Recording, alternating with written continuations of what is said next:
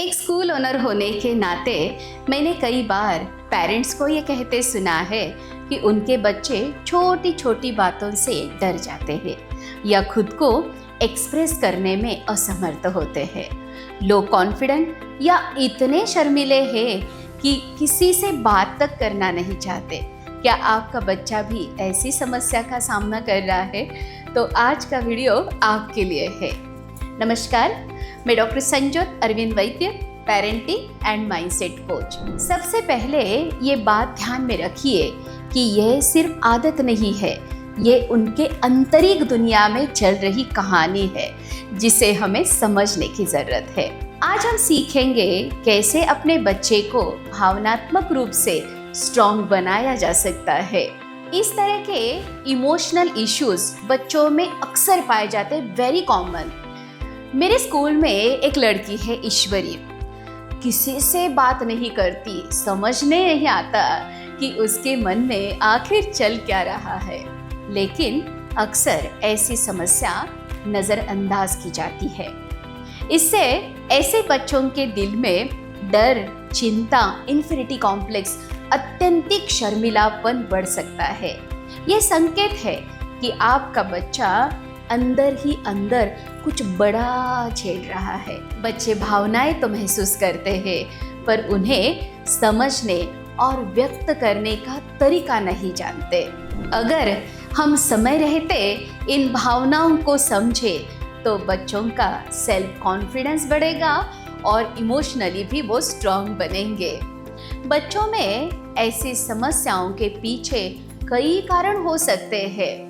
घर या स्कूल का दबाव, पीयर प्रेशर हम जिसे कहते हैं, कंपैरिजन, तुलना करना, देखो तुम्हारा दोस्त, तुम्हारा भाई, तुम्हारी बहन कितने अच्छे हैं, नहीं तो तुम। बच्चों को छोटी छोटी बातों पे डांट पड़ती है। इनसिक्योरिटी या असुरक्षितता की भावना, पेरेंट्स ज्यादातर व्यस्त रहते हैं या बहुत कम समय अपने बच्चों को देते हैं। कई बार बच्चों के दिल में आता है कुछ भावनाएं अपने पेरेंट्स के साथ शेयर करें, लेकिन वो नहीं कर पाते और बाद में वो शेयर भी नहीं करना चाहते। पेरेंट्स के बीच झगड़े या घरेलू तनाव बच्चों में डर पैदा कर सकते हैं। बच्चों की स्वाभाविक संवेदनशीलता भी एक कारण हो सकती है। अभी हमने देखा है कि काफ़ी सारे बच्चे बहुत ज़्यादा सेंसिटिव होते, छोटी छोटी बातों से भी डिस्टर्ब हो जाते हैं। अगर इन भावनाओं को अनदेखा किया गया तो बच्चा अपना आत्मविश्वास खो देगा, सेल्फ कॉन्फिडेंस गवा देगा। वह अपने सपनों और क्षमताओं पे शक करने लगेगा। बड़े होकर रिश्तों पर ट्रस्ट नहीं कर पाएगा। जीवन में आगे बढ़ने की जगह खुद को रोक के रखेगा। असफलता, फेलियर का डर उसे हमेशा लगता रहेगा। लेकिन अगर आज ध्यान दिया जाए तो यही बच्चा सबसे मजबूत, संवेदनशील और आत्मविश्वासी इंसान बन सकता है। मेरे स्कूल में एक लड़का था, नाम था अथर्व। उसे क्लासरूम में बैठने से डर लगता था। मेरी केबिन में बैठा रहता था। तो मैंने क्या किया, मैं 15 दिन तक उसके साथ उसके क्लासरूम में बैठी। जब उसका डर गया फिर मैं मेरे काम पे लग गई, वो अपने क्लासरूम में बैठना शुरू हो गया। और एक लड़का था, उसका नाम था विनीत।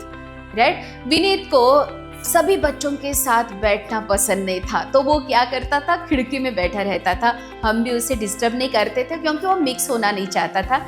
बाद में वो भी मिक्स होना शुरू हो गया। आज वो बच्चा डॉक्टर बन गया है, MBBS डॉक्टर बन गया है। सो डियर पेरेंट्स, याद रखिए, सेंसिटिव होना कोई कमजोरी नहीं है, बल्कि ये सबसे बड़ी शक्ति है। बच्चों को ये सिखाना हमारा कर्तव्य है कि डर से भागना नहीं है, उसका सामना करना है। आपके विश्वास भरे शब्द से बच्चे का जीवन बदल सकता है, बच्चे की जीवन को एक नई दिशा मिल सकती है।